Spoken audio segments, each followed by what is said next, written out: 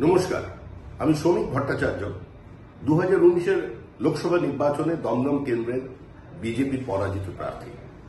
আমার নির্বাচন চলাকালীন সিপিআইএম প্রচার করেছিল যে এই লড়াইটা বিজেপির সঙ্গে সিপিআইএম এর লড়াই, সৌগতবাবু কোথাও কোনো লড়াইয়ে নেই।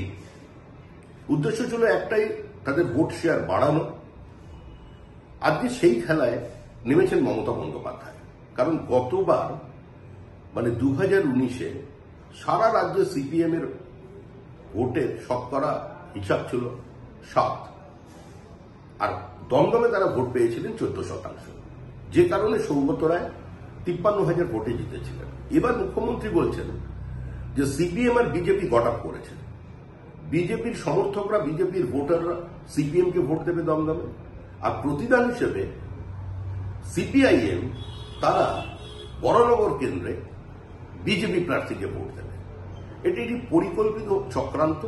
কারণ নো ভোট টু বিজেপিতে অংশগ্রহণ করেছে তৃণমূল কংগ্রেস এবং সিপিএম একযোগে। দিল্লিতে সীতারাম ইয়েচুরি তৃণমূল কংগ্রেস এই প্রাতিষ্ঠানিক লুটের বিরুদ্ধে যখন ইডি সিবিআই তদন্ত করছে তার প্রতিবাদ করে মিছিল করছেন। মল্লিকার্জুন খাড়গে বলে দিয়েছেন যে মমতা বন্দ্যোপাধ্যায় জোটে ছিলেন, আছেন এবং ভবিষ্যতে থাকবেন। তাহলে সিপিএম প্রার্থী কিসের জন্য ভোট চাইছেন? তৃণমূলের দুর্নীতি, তৃণমূলের লুট, তৃণমূলের খুন সন্ত্রাস, পশ্চিমবঙ্গের রাজনীতির সম্পূর্ণভাবে ধ্বংস করে দেওয়ার প্রক্রিয়া, যা যা তারা বক্তৃতায় বলে থাকেন, দিদি মোদী গটাবের কথা বলে থাকেন। উদ্দেশ্য তো একটাই, যে এখানে সিপিএম এর ভোট বাড়ার অর্থই হল পরোক্ষভাবে তৃণমূল কংগ্রেসের ক্যান্ডিডেটকে জিতিয়ে দেওয়া।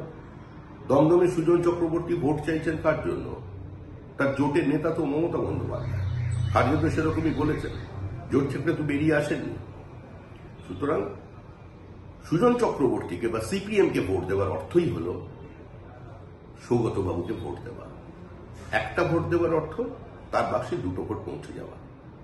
তাই সচেতন হন। গতবারে যেভাবে না চেয়েও আপনাদের ভোটে সৌগতবাবু সাংসদ হয়ে গিয়েছিলেন, তৃণমূল জিতেছিল, এবারে যেন তার পুনরাবৃত্তি না হয়। আমি আপনাদের কাছে আবেদন করছি যে তৃণমূলকে হারাতে পারে বিজেপি, সেজন্য সরাসরি বিজেপিকে ভোট দিন। এই বাইনারি পশ্চিমবঙ্গের মানুষ 2021 সালে তৈরি করে দিয়েছিলেন। এই বাইনারি পশ্চিমবঙ্গ অটুট আছে। ধূপগুড়ি উপনির্বাচনও তার প্রমাণ। দমদম কেন্দ্রে শিলভদ্র দত্তকে পদ্মফুল চিহ্নে ভোট দিন এবং পশ্চিমবঙ্গ বিধানসভায় আরেকটি প্রতিবাদী মুখ পাঠাতে একজন পরীক্ষিত রাজনৈতিক ব্যক্তিত্ব সজল ঘোষকে পদ্মফুল চিহ্নে ভোট দিয়ে বরানগর বিধানসভার উপনির্বাচনে তাকে জয়লাভ করা।